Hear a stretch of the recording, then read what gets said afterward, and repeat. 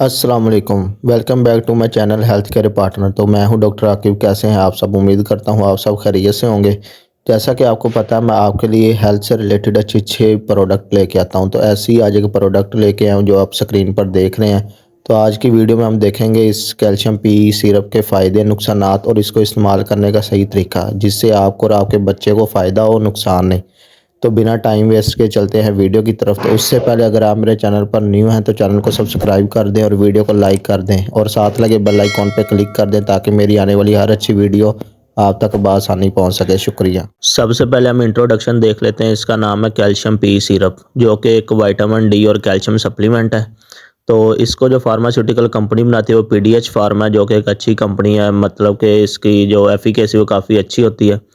उसके अलावा अगर मैं इंग्रेडिएंट्स की बात करूँ तो इसमें जो एक्टिव इंग्रेडिएंट्स होते हैं उसमें हमारे पास कैल्शियम फास्फेट और विटामिन डी है।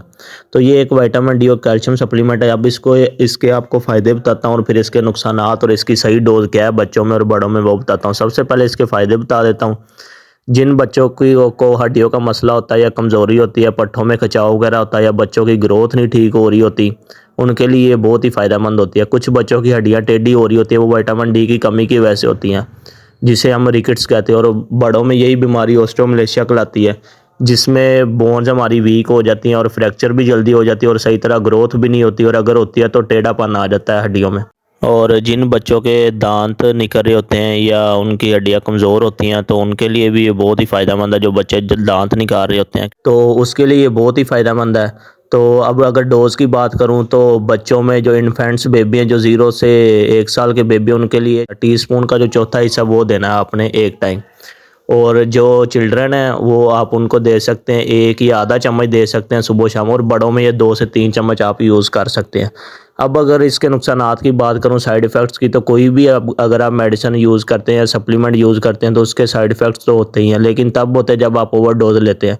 तो यूज़ करने से पहले आप डॉक्टर से लाजमी कंसल्ट कर लें, और अगर आपके बच्चे को डेफिशिएंसी है तो फिर उन्हें यूज़ करवाएं विटामिन डी सप्लीमेंट। तो इसमें कैल्शियम भी आपको पता है, अगर कैल्शियम जहाँ पे भी होगा ना कैल्शियम सप्लीमेंट, उसमें विटामिन डी लाजमी ऐड होता है, क्योंकि उसके बगैर जो कैल्शियम की एब्जॉर्प्शन है ना वो नहीं ठीक से हो रही होती। तो आप ही अपने बच्चों को यूज़ करवाएं, खुद भी यूज़ करें। और जो बच्चे मट्टी वगैरह खाते हैं उनके लिए भी बहुत ही फ़ायदेमंद है। अगर उनको आप ये पिलाएंगे इंशाल्लाह ताला वो मट्टी खाना भी छोड़ देंगे। तो इससे बच्चे की ग्रोथ भी होगी, डाइजेशन प्रॉब्लम भी नहीं होगी और बच्चे का ब्रेन भी एक्टिव होगा। तो उम्मीद करता हूँ आपको वीडियो अच्छी लगी होगी। वीडियो को लाइक कर दें और कमेंट लाजमी किया करें कोई नई प्रोडक्ट के लिए। ये कमेंट आ रहे थे मुझे इसके विटामिन डी और कैल्शियम सप्लीमेंट के लिए, तो मैं इसलिए इस पर वीडियो बना रहा हूँ। कुछ अर्सा ज़रा गायब रहा हूँ, लेकिन अब इंशाल्लाह रेगुलर वीडियो आती रहेगी।